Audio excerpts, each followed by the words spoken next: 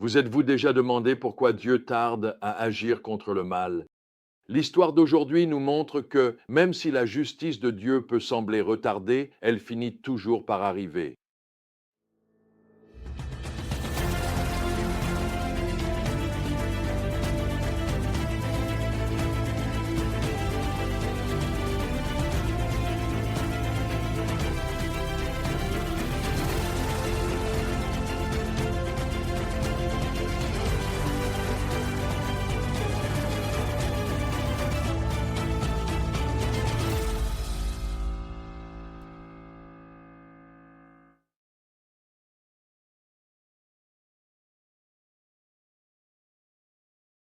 L'histoire commence avec un prophète qui se précipite pour oindre Jéhu comme roi d'Israël avec des instructions précises pour détruire la maison d'Achab.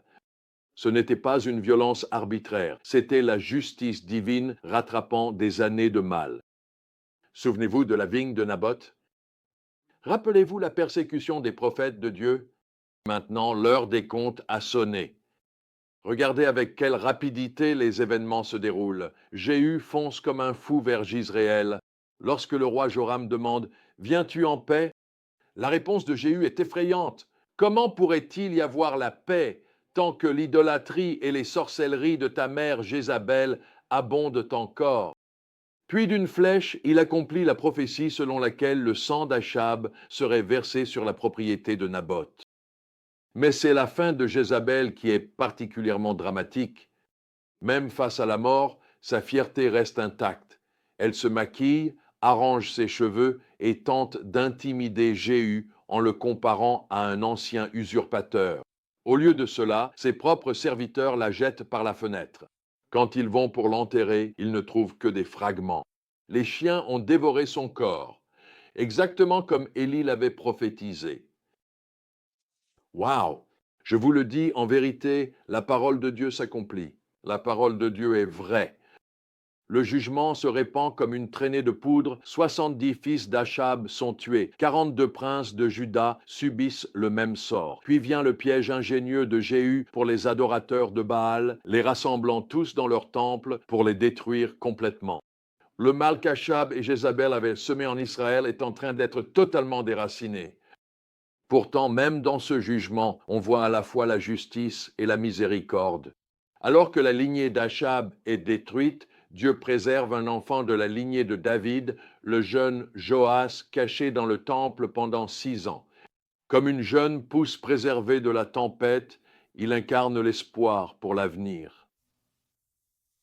Alors, comment appliquer ces vérités maintenant? D'abord, rappelons-nous que le retard apparent de Dieu dans le jugement n'est pas une faiblesse. Il accorde du temps pour la repentance, mais n'oubliez jamais que la justice viendra. Deuxièmement, reconnaissez que nos choix ont des conséquences sur bien plus que nous-mêmes. Elles peuvent impacter les générations futures. Troisièmement, comprenez qu'aucun pouvoir ni aucune position ne peut nous protéger de la justice divine. Quatrièmement, réalisez que l'orgueil nous aveugle face au jugement qui approche, comme Jézabel qui se maquille alors qu'elle aurait dû se repentir. Enfin, souvenez-vous que même dans le jugement, Dieu maintient ses promesses, préservant un reste à cause de son alliance avec David. Ces événements nous rappellent notre besoin désespéré d'un sauveur. Le salaire du péché, c'est la mort.